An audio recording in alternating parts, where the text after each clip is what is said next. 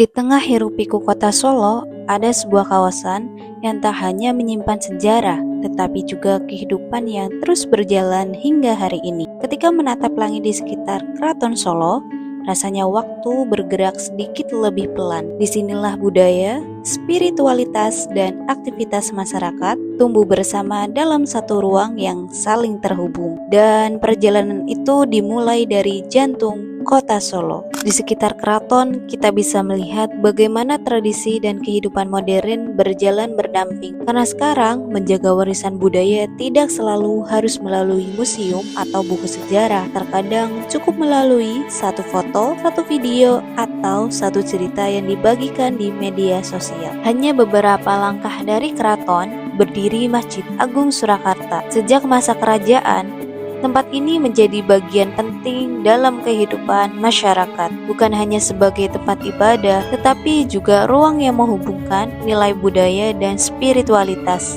Suasananya terasa berbeda, lebih tenang, lebih teduh. Di tengah kesibukan kota, kawasan ini mengajarkan bahwa kehidupan tidak hanya tentang bergerak cepat, tapi juga tentang menjaga nilai dan makna. Dan mungkin itulah yang membuat kawasan ini tetap istimewa hingga sekarang. Suasana yang tenang di kawasan ini menghadirkan sisi lain dari kota Solo. Budaya dan spiritualitas berjalan berdampingan, membentuk karakter masyarakat yang tetap terjaga hingga kini. Dari Keraton dan Masjid Agung Surakarta, perjalanan ini berlanjut ke Pasar Klewer.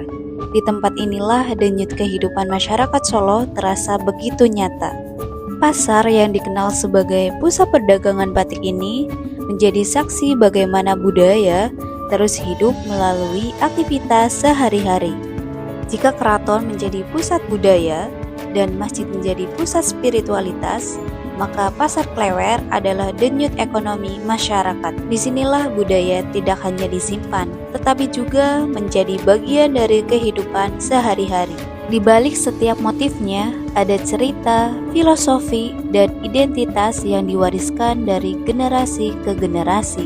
Hingga hari ini, Pasar Klewer tetap menjadi salah satu wajah budaya Solo yang terus hidup bersama masyarakatnya. Sebagai generasi muda, kita mungkin tidak hidup di masa kerajaan, tapi kita masih bisa ikut menjaga warisan budaya dengan cara yang dekat dengan kehidupan kita, mulai dari membuat konten, membagikan cerita, hingga memperkenalkan wisata dan budaya lokal kepada lebih banyak orang. Tiga tempat yang berbeda, tapi Solo bukan hanya tentang tempat, tapi tentang cerita yang terus hidup.